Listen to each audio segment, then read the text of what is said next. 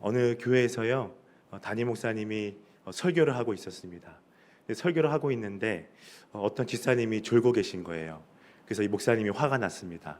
그래서 그 옆에 있는 아들에게 이야기했습니다. 얘야, 어머니 좀 깨워라.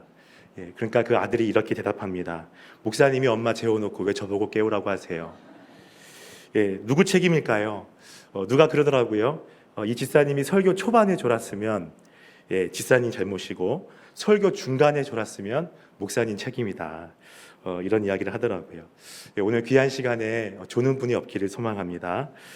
제가 오늘 이 이야기를 왜 했냐면요, 오늘 본문 말씀이 바로 이 복음의 수용성, 말씀을 어떻게 받아들이는가에 대한 그런 말씀이기 때문에 그렇습니다. 오늘 말씀 잘 알고 계시지요? 예수님께서 네 가지 유형이 있다고 말씀하십니다. 이 네 가지가 무엇이죠? 첫 번째는 길가요, 두 번째는 돌밭이요, 세 번째는 가시떨기요, 네 번째는 좋은 땅입니다. 우리가 다 이 말씀을 들으면 어떤 마음이 생기지요? 좋은 땅이 되고 싶습니다. 그죠? 그러니까 예수님도 점점 이 말씀을 통해서 어디에 포커스를 맞추고 있습니까? 바로 좋은 밭에 포커스를 맞추고 있습니다. 우리가 다 주 안에서 좋은 밭이 되어서 많은 열매를 맺고 싶은 것, 이것은 당연한 우리의 마음이라고 할 수 있습니다. 근데 문제는 뭘까요? 그것이 잘 안 된다는 거예요. 우리 마음이 때로는 길가와 같고요, 때로는 돌밭과 같고요, 때로는 가시떨기와 같을 때가 많아서 열매를 맺고 싶은데, 잘 살고 싶은데, 또 믿음으로 승리하고 싶은데 그렇게 잘 안 된다는 게 문제입니다. 그래서 오늘 본문 말씀을 통해서 우리가 어떻게 해야 열매 맺는 삶을 살 수 있을까 좀 함께 좀 고민하고 또 은혜를 나누는 귀한 시간 되었으면 좋겠습니다. 첫 번째는 우리의 마음의 밭을 기경해야 합니다. 우리가 열매를 많이 맺는 그런 풍성한 삶을 살기 위해서는 마음의 밭을 기경해야 합니다. 너무나 뻔한 이야기일 수 있어요. 근데 어쩔 수 없습니다.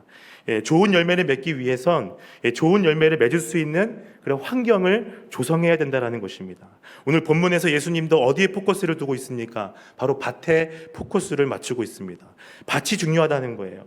오늘 본문 8절 말씀을 보십시오. 더러는 좋은 땅에 떨어지며 어떤 것은 100배, 어떤 것은 60배, 어떤 것은 30배의 결실을 하였느니라, 이렇게 말씀합니다.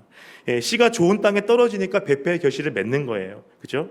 반대로 길가에 떨어지니까 어떻게 돼요? 새들이 와서 빼앗아 갑니다. 반대로 또 돌밭에 떨어지니까 어떻게 돼요?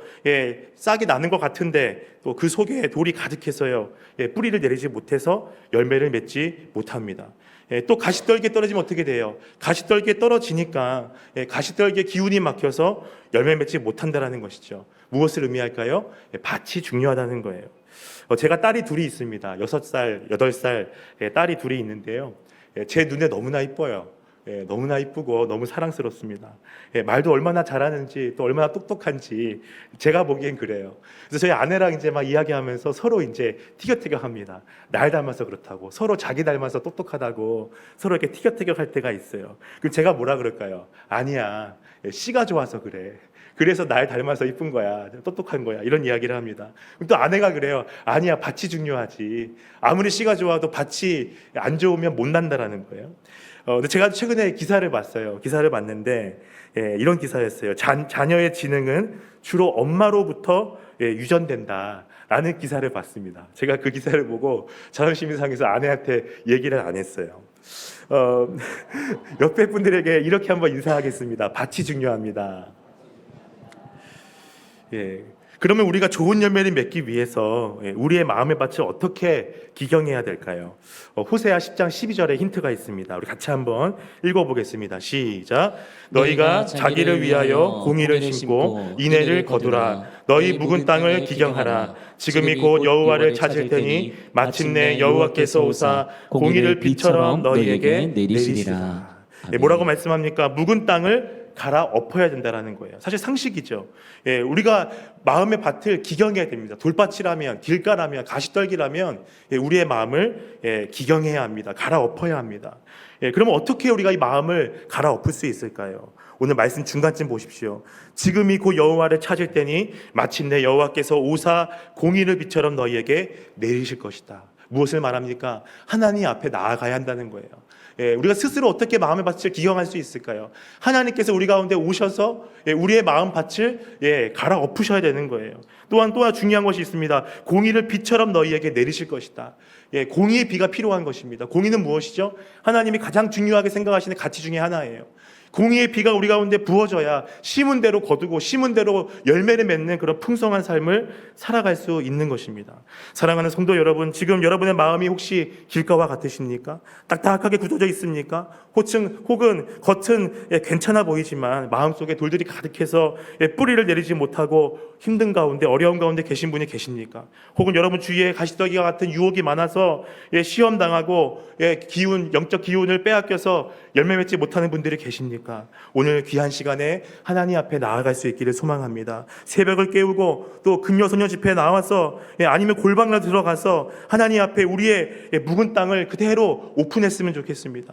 이 묵은 땅을 갈아엎어달라고 간절하게 기도할 수 있는 우리 모두가 될 수 있기를 소망합니다. 그렇게 될 때에 우리 심령에 공의의 비를 부어주셔서 우리의 마음이 촉촉해지고 또 우리 안에 풍성한 열매를 맺게 되는 놀라운 역사가 있게 될 줄로 믿습니다. 두 번째는요, 우리가 열매 맺는 삶을 살기 위해서 말씀을 듣고 깨닫는 사람이 되어야 합니다. 우리가 읽지 않았지만요, 마태복음 13장 23절에 보면 예수님께서 오늘 본문에 대한 해석을 달아주셨어요. 우리 같이 한번 읽어볼까요? 시작. 좋은 땅에 뿌려졌다는 것은 말씀을 듣고 깨닫는 자니 결실하여 어떤 것은 100배, 어떤 것은 60배, 어떤 것은 30배가 되니라 하시더라. 예수님께서 뭐라고 말씀하십니까? 좋은 땅에 뿌려졌다는 것은 뭐예요? 말씀을 듣고 깨닫는 자다라는 것입니다. 말씀을 들었을 때 깨달아야 열매를 맺을 수 있다는 거예요. 이것은 단순한 지적인 이해가 아니죠. 마음으로 진심으로 깨닫는 것입니다. 그렇게 됐을 때 말씀의 은혜를 받고 말씀의 감동을 받고 말씀을 깨닫는 그런 은혜가 있을 때 그때 바로 열매를 풍성하게 맺게 된다는 사실이죠. 한번 돌아볼 수 있기를 소망합니다. 매주 주일 예배 때 담임 목사님 설교 말씀을 듣고 깨닫고 있습니까? 또 은혜를 받고 있으십니까? 은혜를 받으셔야 돼요. 그 말씀을 듣고 그 말씀이 내 마음에 남아야 됩니다. 말씀이 기억나세요? 주일날 말씀이 기억이 나고 일주일 내내 그 말씀이 묵상이 되고 그 말씀으로 살아가는 삶이 되어야 우리의 삶 가운데 풍성한 열매를 맺게 된다는 사실입니다. 시편 1편의 1절부터 3절의 말씀을 다 기억하시지요? 우리 같이 한번 읽어볼까요? 시작. 복 있는 사람은 악인들의 꾀를 따르지 아니하며 죄인들의 길에 서지 아니하며 오만한 자들의 자리에 앉지 아니하고 오직 여호와의 율법을 즐거워하여 그의 율법을 주야로 묵상하는도다. 그는 시냇가에 심은 나무가 철을 따라 열매를 맺으며 그 잎사귀가 마르지 아니한 같으니 그가 하는 모든 일이 다 형통하리로다. 아멘. 이 시편 말씀도요, 예수님께서 하신 말씀과 똑같은 말씀을 하고 있는 거예요. 말씀을 깨달아지고 그 말씀의 은혜를 받고 그 말씀을 주야로 즐거워 묵상하는 자들이 철을 따라 열매를 맺는 그런 풍성한 삶을 살아가게 된다는 사실입니다. 하나님의 말씀을 깨닫고 은혜 받는 모든 성도님들 되시기를 주의 이름으로 축복합니다. 그러기 위해서 마음을 열어야 합니다. 설교를 듣고 평가하겠다는 마음으로 앉아 있으면 안 됩니다. 마치 오디션의 심사위원처럼요. 제가 오늘 처음 설교하니까 저 서울에서 오신 목사님이 설교를 잘할까 못할까 평가하는 눈빛으로 보는 게 아니고요. 오늘 귀한 시간에 하나님께서 나에게 말씀을 주신다. 나에게 주시는 말씀으로 받고 한 말씀 한 말씀 나를 돌아보고 내가 그 말씀을 깨달을 때 그 하나님의 놀라운 풍성한 열매 맺는 삶이 된다라는 사실이죠. 그러한 은혜가 있기를 소망합니다. 마지막으로 우리가 열매 맺는 삶을 살기 위해서는 씨를 뿌리는 자의 마음을 이해해야 합니다. 오늘 본문 말씀 다시 잘 한번 보십시오. 오늘 본문 말씀을 보면 저는 한 가지 질문이 떠올랐어요. 그것이 뭘까요? 좋은 땅에 뿌리면 열매를 많이 맺고 그렇지 않은 안 좋은 땅에 씨를 뿌리면 열매 맺지 못한다. 사실 이건 상식 아닙니까? 너무나 당연한 이야기예요. 근데 한 가지 질문이 생겼습니다. 왜 그 씨를 뿌리는 사람은 왜 길가와 같고 돌밭과 같고 가시떨기와 같은 그러한 척박한 땅에 씨를 뿌렸냐라는 거예요. 뻔히 열매 맺지 못하고 알면서도 왜 그러한 척박한 땅에 그 씨를 뿌렸냐라는 것이죠. 거기에 의문점을 갖고 있었습니다. 그런데 여기에 바로 하나님의 깊은 뜻이 숨어 있다고 생각해요. 아무리 비유라고 하지만 우리가 농사를 짓지 않아도 알아요. 그런 척박한 땅에 길가와 같고 돌밭과 같고 가시떨기 같은 그런 땅에 씨를 뿌리면 열매 맺지 못한다는 걸 알고 있습니다. 그럼에도 왜 거기다가 씨를 뿌렸냐라는 거예요. 제가 음식 중에서요 고수를 굉장히 좋아합니다. 고수 아시죠? 이 쌀국수에 넣어 먹는 이 풀 같은 거 있잖아요. 그 고수를 제가 참 좋아하는데요. 제가 청년 때 중국 선교를 2번을 갔다 왔어요. 근데 거기서 처음 그 이제 고수를 맛보게 됐습니다. 그게 이제 중국말로 샹짜이라 그래요. 상차이. 근데 처음에는 너무 역스러워서 못 먹겠더라고요. 근데 2번, 3번 먹다 보니까 그 맛을 알게 되더라고요. 마치 모든 음식에 우리가 파를 넣어서 먹듯이 중국 사람들은 다 이 고수를 넣어서 먹거든요. 근데 그 매력에 빠지게 된 거예요. 나중에 한국에 돌아와서 이제 고수를 제가 찾아서 사 먹을 정도로 고수를 좋아하게 됐습니다. 근데 어느 날 제가 최근에 수년 전에 어느 화훼 단지에 갔어요. 근데 갔는데 이렇게 씨들을 파는데 보니까 고수 씨앗을 파는 거예요. 얼마나 반가운지 제가 아내한테 한번 이거 심어볼까? 키워볼까? 그래서 그걸 제가 기쁜 마음에 그걸 들어서 제가 사왔습니다. 그것이 제가 키우겠다고 또 화분도 사고, 또 흙도 사고, 거름도 사고, 삽도 사고 다 샀어요. 그거 한번 키워서 먹어보겠다고 제가 다 사왔습니다. 그리고 제가 베란다에 다 세팅을 해놓고 그걸 심으려고 보니까 제가 지식이 없잖아요. 제가 인터넷 찾아봤어요. 고수 키우는 방법 하니까 쫙 나와 있더라고요. 근데 방법이 한 가지가 있어요. 뭐냐면 그 씨를 쪼갭니다. 그 쪼갠 씨를 자작한 물에 넣어서 불려야 돼요. 그래서 불려서 발화가 돼서 어느 정도 그 싹이 나왔을 때 심는 거더라고요. 그렇게 해서 제가 여러 개를 이렇게 심어놨어요. 그 심은 다음부터 얼마나 제가 이제 신경이 쓰이는지요. 아침에 깨자마자 베란다로 달려가는 거예요. 싹이 났나 안 났나. 또 교회에 가서 출근했는데 아내한테 카톡해요. 여보 가서 한번 봐봐. 혹시 싹이 났어 안 났어? 물어봐요. 그 아내는 관심이 전혀 없는데 저는 너무 관심이 생기는 거예요. 나중에 며칠이 지났는데 정말 싹이 났어요. 싹이 나서 이렇게 풀잎이 났더라고요. 얼마나 참 기쁘든지요. 제가 막 애들을 불러다가 애들하고 여기 싹 났어. 그래서 애들하고 막 보면서 기뻐했던 기억이 있습니다. 나중에 제가 너무 재밌어가지고요. 사무실에 이렇게 아메리카노 먹고 남은 컵이 있었어요. 거기다가 또 흙을 담아가지고 씨를 또 발화해가지고 거기다 심어가지고 사무실에 제가 그 고수를 키웠습니다. 제가 사진을 준비했는데 한번 보시겠어요? 네. 제가 키운 고수입니다. 얼마나 잘 자라는지. 근데 보시면 여기까지밖에 안 자라요. 이게 실내에서 키우니까요. 이게 매일같이 해를 하루 종일 쐬이고 바람도 맞고 해야 되는데 실내에서만 키우고 잠깐 햇볕을 이제 쏘이니까 저만큼 자라고 안 자라더라고요. 제가 그걸 뜯어가지고 라면에 넣어서 끓여 먹었어요. 제가 뭘 말하고 싶어서 지금 이야기를 했을까요? 제가 여기서 깨달은 게 하나 있습니다. 씨를 뿌리는 사람은 결코 씨를 함부로 뿌리지 않는다는 것입니다. 여러분 씨를 뿌려보면 압니다. 씨를 아깝게 그냥 길가에 돌밭에 가시떨기에 그냥 씨를 뿌릴 사람 없습니다. 다 좋은 땅에 잘 날만한 그러한 밭에 뿌리는 게 사람의 마음이에요. 오늘 본문에 나와 있는 씨를 뿌리는 자도 그렇지 않았을까요? 함부로 뿌렸을까요? 오늘 말씀 보니까요 덜어는 막 그냥 뿌린 것 같이 보여요. 하지만 그렇지 않습니다. 이 씨를 뿌리는 자는 분명한 의도를 가지고 길가에도 뿌렸고 돌밭에도 뿌렸고 또 가시떨기에도 뿌렸다라는 것입니다. 이 힌트가 4절에 나와 있습니다. 4절에 보시면 뭐라고 시작합니까? 뿌릴새라고 되어 있습니다. 뿌릴새. 그러니까 3절 마지막 보면 씨를 뿌리는 자가 뿌리러 나가서 4절에 뿌릴새라고 되어 있어요. 이 뿌릴새를 보시면 무엇이 느껴지십니까? 이 씨를 뿌리는 자의 마음이 느껴지는 것입니다. 이것은 일부러 나가서 뿌린 거예요. 대충 그냥 덜어는 그냥 씨 아까운 줄 모르고 막 뿌린 게 아니고요. 정말 의지를 가지고, 정말 의도를 가지고 씨를 뿌린 것입니다. 왜 이 씨를 뿌리는 자가 길가와 같이 척박한 땅에 씨를 뿌렸을까요? 제가 아까 설명을 못 드렸는데요. 이 씨를 뿌린 자는 누구를 의미합니까? 하나님을 의미합니다. 밭은 무엇일까요? 사람의 마음밭이에요. 그리고 씨는 무엇일까요? 씨는 하나님 말씀 복음이겠죠. 그렇다면 우리가 여기서 알 수 있어요. 하나님의 진짜 관심은 어디에 있습니까? 길가와 같고 돌짝밭과 같고 가시떨기와 같은 그러한 자들에게 하나님의 관심이 있다라는 사실입니다. 왜 그럴까요? 좋은 밭은요 씨만 뿌려놓으면 잘 자랍니다.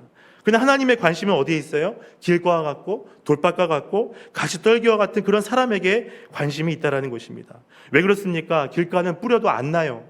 돌밭은 뿌려도 싹이 날 것 같은데 또 더 이상 자라지 않습니다. 또 가시떨기는 어때요? 가시떨기에 기운이 막혀서 더 이상 자라지 못합니다. 바로 이 씨를 뿌리는 그 하나님의 마음은 길가와 같이 척박한 땅에 그런 땅과 같은 그런 마음을 가진 그런 사람들에게 관심이 있다라는 사실입니다. 그런 사람들에게 하나님의 그런 안타까움을 갖고 계신 거예요.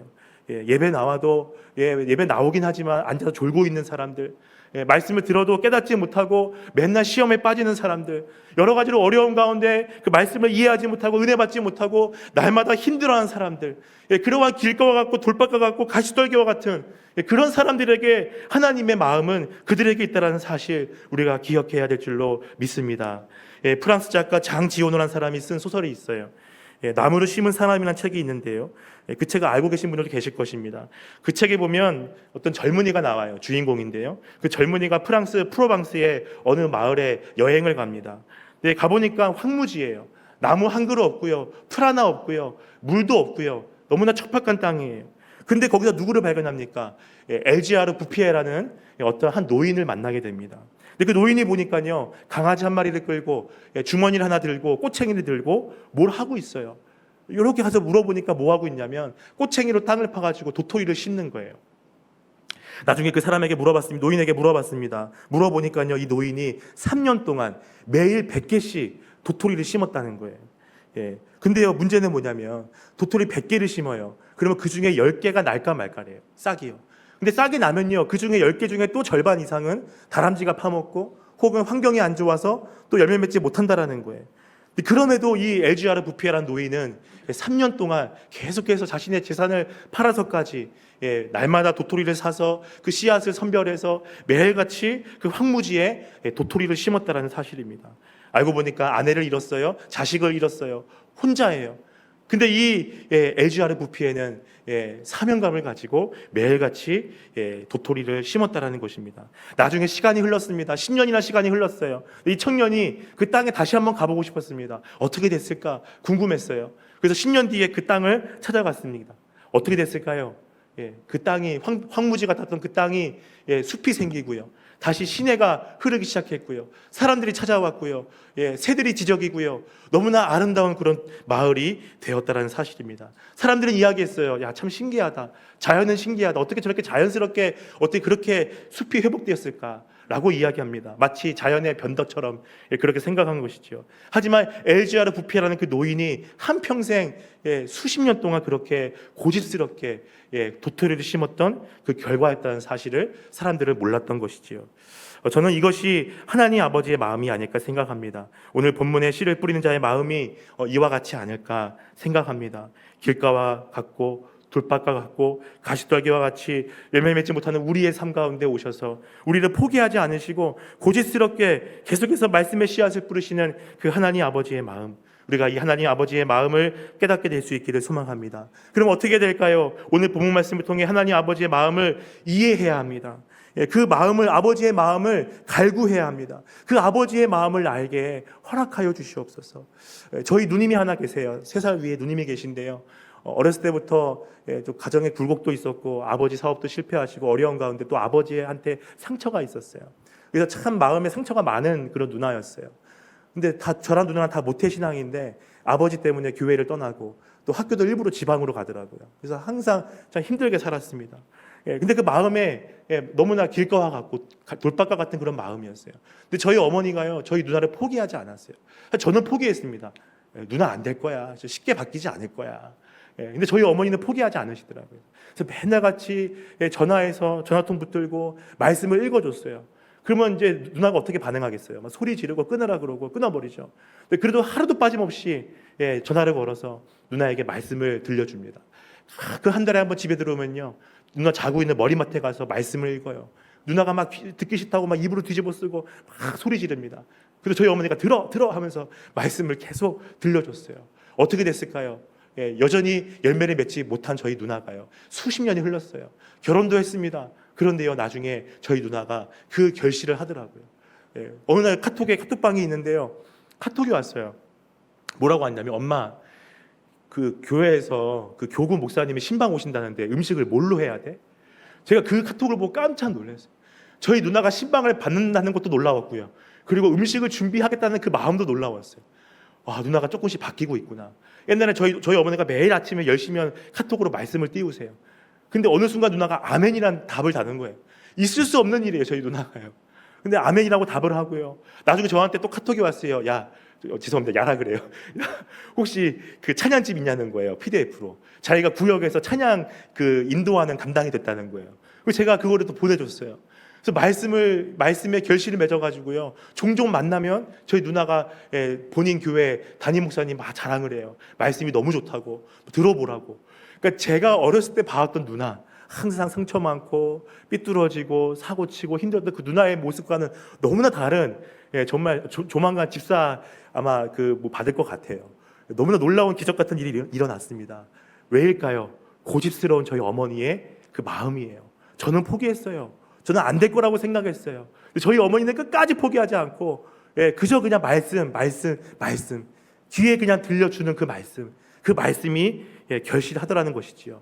사랑하는 성도 여러분, 오늘 귀한 시간에 그 아버지의 마음을 우리가 다시 한번 깨닫고 그 아버지의 마음으로 충만하게 부어줄 수 있기를 소망합니다. 우리가 행축하고 있습니다. 매년 반복하니까 어떤 마음에서는 뭐 여러 가지 그런 마음이 있을 수 있어요. 하지만 아버지의 마음을 우리가 생각했으면 좋겠어요. 우리는 귀찮을 수 있고 우리는 안 된다고 말할 수 있고 우리 10년째 태신자예요라고 말할 수도 있지만, 그럼에도 20년째 포기하지 않으시는 그 아버지의 마음을 우리가 생각하면서, 우리가 이해하면서 우리가 그들에게 또 하나의 말씀의 씨앗을 뿌리고 복음의 씨앗을 뿌려서 그들의 삶 가운데 하나님의 놀라운 결실을 맺게 되는 은혜의 역사가 충만하게 되기를 주님의 이름으로 축복합니다.